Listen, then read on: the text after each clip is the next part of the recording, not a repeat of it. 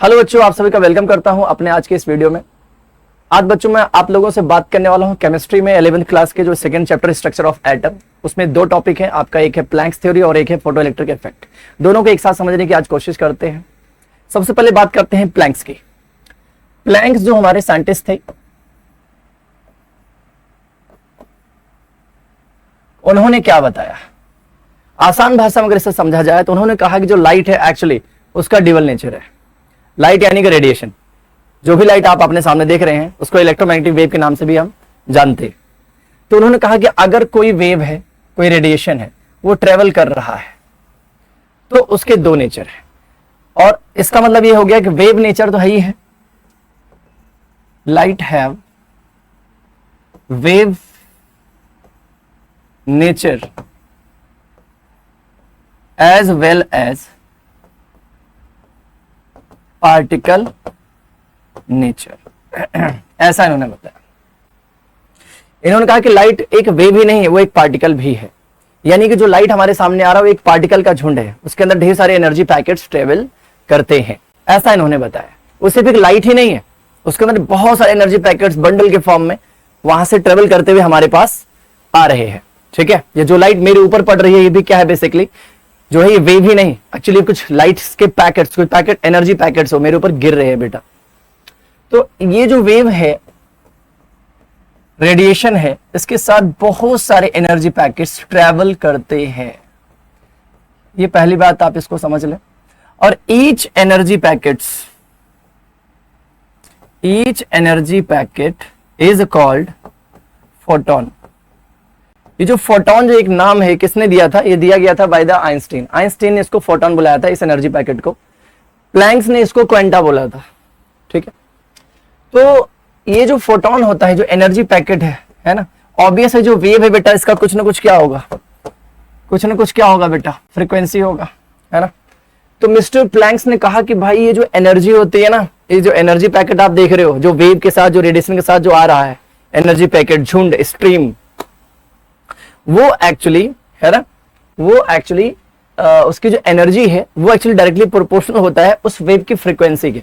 यानी अगर मैं यूं कहूं कि ये जो एनर्जी पैकेट है, यानी कि photon, energy of photon is directly proportional to frequency, यानी E is equal to h nu. समझ में आता है? तो ये चीज होता है बेटा यहाँ पे, इसको आप समझ लें। बेसिकली ये फॉर्मूला किसने दिया था, प्लैंक्स ने।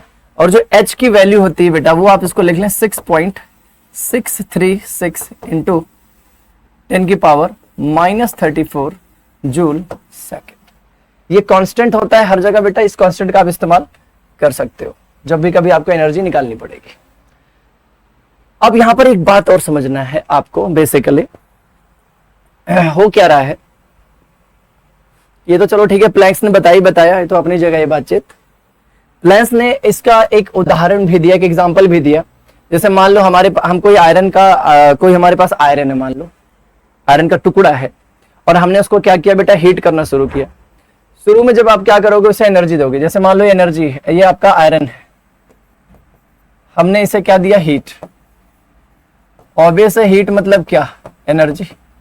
जब मैं एनर्जी दूंगा तो सबसे पहला जो इसमें कलर आता है आयरन के अंदर, ऑलमोस्ट सबको पता है बेटा, वो क्या आता है, ऑलमोस्ट रेड आता है। सबसे पहला जो कलर आता है रेड के बाद क्या आता है, फिर इसके अंदर ऑरेंज, ऑरेंज के बाद क्या आएगा बेटा, थोड़ा सा येलो, फिर व्हाइट, ऐसा कुछ है ना।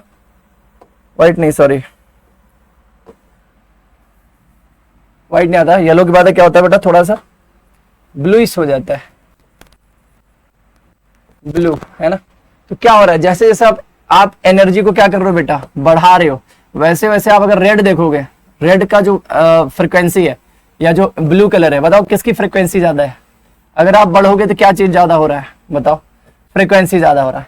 यानी एनर्जी बढ़ाने पर हीट, हम जब जैसे जैसे हम एनर्जी बढ़ा रहे हैं वैसे वैसे फ्रीक्वेंसी भी बढ़ रही है। इसका मतलब यहां से उन्होंने एक फॉर्मूला निकाल लिया कि E डायरेक्टली प्रोपोर्शनल टू क्या है बेटा, फ्रीक्वेंसी होती है। Energy directly proportional to frequency होती है। तो बस यही तक था बेटा प्लैंक्स। प्लैंक्स के बाद यही चीज, सेम चीज इसी पे स्टडी कर रहे थे मिस्टर आइंस्टीन। ठीक है, आइंस्टीन ने क्या कहा, उन्होंने एक इक्वेशन दिया, photo electric equation, photo electric effect बोलते हैं इसको वैसे।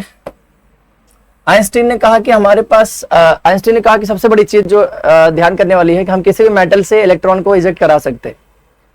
बेसिकली वो स्टडी कर रहे थे क्या हम लाइट के माध्यम से कोई करंट या इलेक्ट्रिसिटी जनरेट कर सकते हैं, यानी अगर लाइट किसी सरफेस पे गिरे, किसी मेटालिक सरफेस पे गिरे, तो क्या वहां पर इलेक्ट्रिसिटी पॉसिबल है।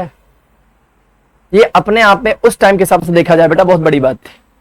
इन्होंने बेसिकली किया क्या, आइंस्टीन ने, उन्होंने ये देखा कि वो जब मेटालिक शीट पे या मेटालिक सरफेस पे लाइट गिराया उन्होंने, यहां से जब रेडिएशन आया, अब ये ई है, अब ये जो रेडिएशन है ये कहां जाकर टकराया बेटा, इस प्लेट पे जाके टकरा गया। अब यानी कि जो एनर्जी है, जो लाइट का एनर्जी है, उस एनर्जी से अब इस मेटल शीट से टकराने पे क्या हुआ बेटा, यहां पर ऑब्वियस सी बात है ये जो मेटालिक शीट है ये वाली, इस पे क्या है, कहीं ना कहीं एटम ही तो होंगे। अब वो एटम क्या करेंगे, इस एनर्जी को एब्जॉर्ब कर लेंगे। एब्जॉर्ब करके क्या होगा बेटा, अच्छा एटम के अंदर कौन रहता है, ऑब्वियस है इलेक्ट्रॉन। तो ये जो इलेक्ट्रॉन है जब इस एनर्जी को क्या करेगा, एब्जॉर्ब करेगा, ठीक है, तो ये एक्साइटेड स्टेट में चला जाएगा, यानी ये इजेक्ट हो जाएगा। यानी ये कहीं ना कहीं क्या कर रहा था बेटा, इस लाइट की रेडिएशन से इसके अंदर से इलेक्ट्रॉन निकल गया बाहर, और इलेक्ट्रॉन निकला ही नहीं, इवन इलेक्ट्रॉन कहां जा रहा है देख रहे हो आप, एनोड की तरफ। ये आपका एनोड हो जाता है, ठीक है। अब देखो यहां पर बेसिकली हो क्या रहा है, आइंस्टीन ने ये बोला कि हर एक एलिमेंट से इलेक्ट्रॉन को निकालना है ना, वो पॉसिबल तो है, लेकिन हर एक रेडिएशन पे पॉसिबल नहीं है। मतलब सपोज अगर मैं आपसे कहूं कि सिल्वर में इलेक्ट्रॉन निकालना है, तो उसके अंदर जो आप फ्रीक्वेंसी दे रहे हो वही फ्रीक्वेंसी देकर आप आयरन से इलेक्ट्रॉन नहीं निकाल पाओगे, क्योंकि हर एक एलिमेंट का जो फ्रीक्वेंसी है वो अलग अलग है, ठीक है। अब जैसे मान लो, अब देखो यहां पर क्या हो रहा है, बेसिकली ये जो मेटालिक सरफेस है इसके ऊपर जो रेडिएशन गिर रहा है, और इस मेटालिक सरफेस के बाहर क्या निकल के आ रहा है वो बताओ मुझे जरा, इलेक्ट्रॉन ही तो निकल रहा है। अब इस एनर्जी से इलेक्ट्रॉन बाहर आया है, समझ रहे हो ना, अगर इलेक्ट्रॉन बाहर आया तो इलेक्ट्रॉन के अंदर क्या है बेटा, काइनेटिक एनर्जी है कि नहीं है। यानी ये जो एनर्जी है रेडिएशन की वो दो जगह यूज हो रही है। पहला कहां यूज हो रहा है बेटा, इलेक्ट्रॉन को निकालने में, और दूसरा यूज कहां हो रहा है, उस इलेक्ट्रॉन को काइनेटिक एनर्जी प्रोवाइड करने में। यानी भाई साहब ये जो रेडिएशन मेरे ऊपर गिर रही है, अगर इस रेडिएशन को मेटल पे फेंका जाए तो इलेक्ट्रॉन तो निकलेगा ही, साथ ही साथ में उस इलेक्ट्रॉन की काइनेटिक एनर्जी भी आ जाएगी, ठीक है। डिपेंड करता है कि एनर्जी आपने कितनी भेजी हुई है, समझ में आ रहा है। चलो देखते हैं यहाँ पे क्या करना है। तो इस एनर्जी को कंज्यूम जो हुआ अभी अभी, ये कहाँ कंज्यूम हो रहा है, इलेक्ट्रॉन को निकालने में, यानी कि इलेक्ट्रॉन का क्या बेटा फंक्शन।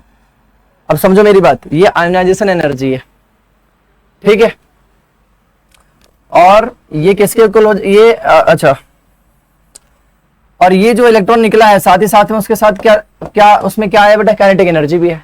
यानी कि एनर्जी जो है वो ऑलरेडी किसके इक्वल जा रहा है, एच न्यू नॉट और काइनेटिक एनर्जी के। हम इस तरीके से इक्वेशन बना लेते हैं, इसको बोलते हैं फोटो इलेक्ट्रिक इक्वेशन। ये आइंस्टीन फोटो इलेक्ट्रिक इक्वेशन के नाम से भी जाना जाता है। ये काइनेटिक एनर्जी किसका बेटा, इलेक्ट्रॉन का, यानी जो एनर्जी, जो रेडिएशन जो गिर रहा है उसके जो इलेक्ट्रॉन जो निकलने में जो यूज हुआ एनर्जी, ठीक है। साथ ही साथ में अगर एनर्जी अगर ज्यादा है तो बेटा उस इलेक्ट्रॉन में काइनेटिक एनर्जी भी क्रिएट हो जाएगा, ठीक है। यहां तक समझ में आता है। अच्छा अब यहां पे देखो, अब प्रॉब्लम ये नहीं है ना, अब यहां पर उन्होंने दो बातें और बता दी, ठीक है। याद रखना ये मैं हैशटैग में डाल रहा हूं। वो दो बातें क्या है, if brightness of light is increases, then ejection of number of electron also increases, इसका क्या मतलब हो गया, समझ रहे हो आप बात?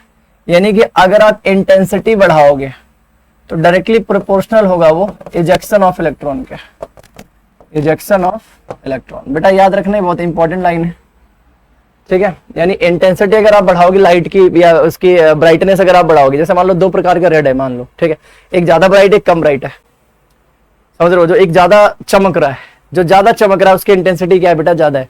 जो कम चमक रहा है उसकी इंटेंसिटी क्या है, कम है। ये बात आपको याद रखनी है, ठीक है। चलिए अगली लाइन यहां पे करते हैं।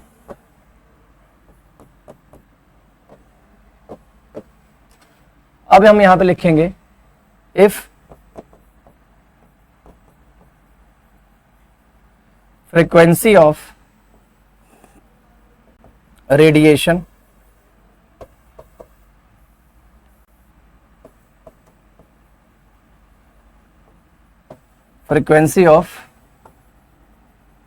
radiation increases,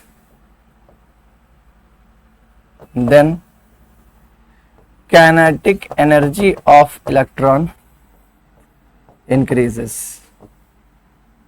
बेटा ये बात याद रखना, बहुत इंपॉर्टेंट लाइन है ये। यानी फ्रीक्वेंसी अगर आप बढ़ाओगे तो डायरेक्टली प्रोपोर्शनल है काइनेटिक एनर्जी के। इन्हीं दो बातों के लिए बेटा आइंस्टीन को क्या मिला था, नोबेल प्राइज। सबसे बड़ी बात क्या है बेटा, आइंस्टीन एक फिजिसिस्ट होने के साथ साथ, ठीक है, उनका केमिस्ट्री में बहुत अच्छा कमांड भी था।